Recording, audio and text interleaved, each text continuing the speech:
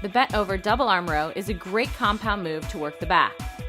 Unlike the half kneeling single arm row, this move works your entire back, your lats, your rhomboids, and your lower traps. To do the bent over double arm row, place the band around your hands or wrists. Press out on the band and hinge over. You can stand with your feet together or in a staggered stance. Press your butt back and keep your back flat with your arms extended down towards the ground. Press your chest out, and while keeping tension on the band, row the band up to your chest. Drive your elbows back and up towards the ceiling. Make sure that as you drive your elbows back and up, that you do not shrug your shoulders. You want to pull on the band with your back, not just with your biceps. Keep tension on the band as you row, and bring it all the way up to your chest. Then extend your arms back down, keeping your back flat.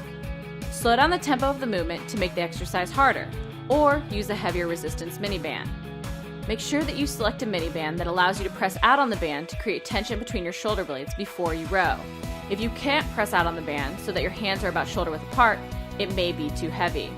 You can also perform an isometric variation of this move and hold the top of the row for standing bowing to work on scapular retraction.